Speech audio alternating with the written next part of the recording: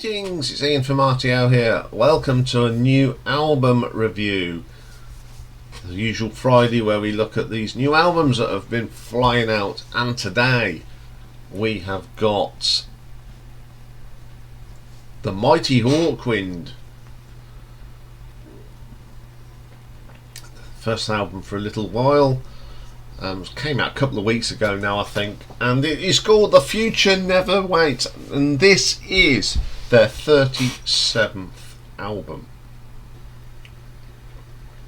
That's a lot of albums. So who's in the band at the moment? Well, Dave Brock's still there. Yeah, he's been there since the start, hasn't he? There's vocals, guitars, keyboards and synthesizers on this.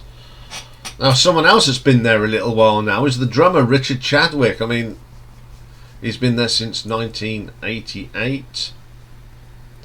Got Magnus Martin on guitars and vocals and keyboards. He played on I think he's been on the last couple of albums. He's been there since 2016. And we've got two new chaps. Now, the keyboards and synthesizers. Now, I've got to get this right. I think I'm going to just read it as it says. It's Thibault Sandra and the new bass player Doug McKinnon. They've been there since 2021. So I've really enjoyed this. I didn't know what to expect because this is Hawkwind, of course. They come 1 minute they're going all space rock, next thing they're going psychedelic. So I was really wonder what we're going to get this time. But it's pretty good. So the first track is the title track, The Future Never Waits. This is already becoming my favourite track on the album because it's psychedelic space rock for the 21st century. The guitar work from Dave Brock is amazing. Now, this guy is not a young man anymore and he can still do it. Dave Brock's vocal, it's that typical Dave Brock sort of vocal that we get used to and we love. The new players in this band play really well, and Richard Chadwick is still peaked in the drums. It's probably one of their best tracks in a long while. It's absolutely terrific. It is my favourite track on the album. I love playing that. Then we get a track called The End. It's very technical, but it's modern day space rock. I love space rock, and this goes back to the Silver Machine sort of days, and absolutely brilliant track. Some great playing on here. The keyboard sounds absolutely brilliant on that one. Then we get a track called Aldous Huxley. It's just how do I say it? If I say, the Hawkwind fans out, it's just typical Hawkwind madness. Lots going on. Some lovely piano. Then we get some jazzy piano from this Thibault Sandra. Absolutely incredible stuff. Lots of whispers and talking. It's all going on. But with the modern technology, I think it sounds even better than when they did their stuff in the day. This sounds great. Then we have a track called They Are So Easily Distracted. A great sort of space jazz rock fusion thing. Very atmospheric. Richard Chadwick's drumming on this is fantastic. I really like this track a lot. Then we get Rama and the Prophecy in brackets. This again is one of them typical Hawkwind tracks. A lot of spoken word and whispering. Driving guitar from Dave Brock. The keyboard sort of intertwines between Dave. Really, really good track. Next track, USB 1. Another track I really enjoy. Lots of fusion going on. Jazz, rock, psychedelia. Little sound bites thrown in. Great track. And then And Leave Your.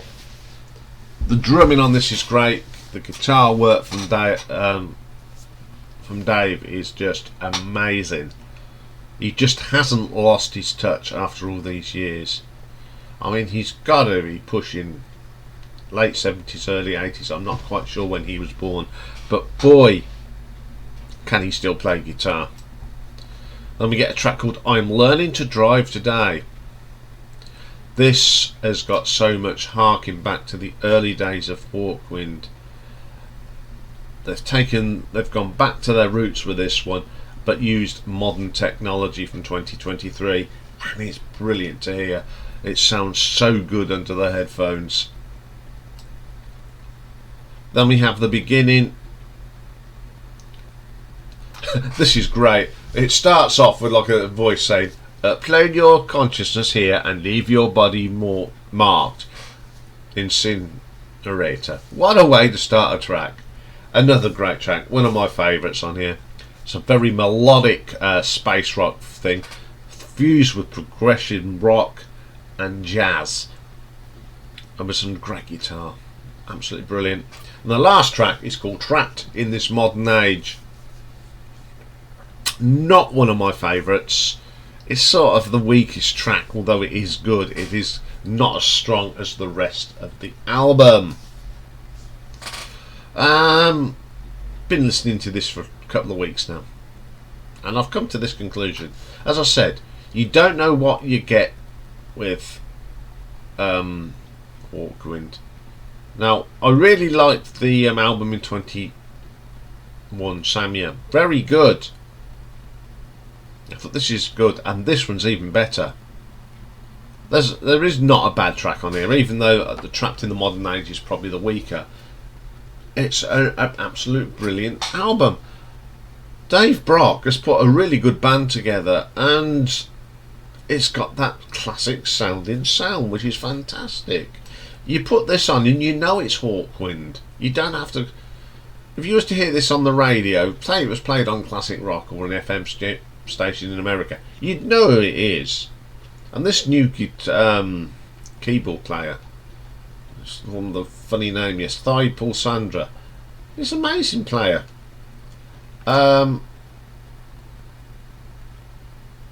reckon this will get in the top 20 at the end of the year without a doubt. Might just squeeze in, but it depends what else comes out. But this is a really good album. And I'm going to give it an RTO ranking of 7.5. I was really impressed with this. Okay, if you haven't heard this, just go and check it out. It is on Spotify if you want to listen to it before you buy it. I do recommend this one if you like your space rock. Okay, we got one more to do today, and I've got a birthday top 10. We haven't done one for a little while, so I'm looking forward to this. It's for a guy called Hugh. He sort of contacted me. I think it was put in the what's on next week, last week. It's my birthday on the 12th. No problem. I said, yeah, no problem. We'll get it done, and it is today. So I hope he enjoys it. So I'll be back for that later. Bye for now.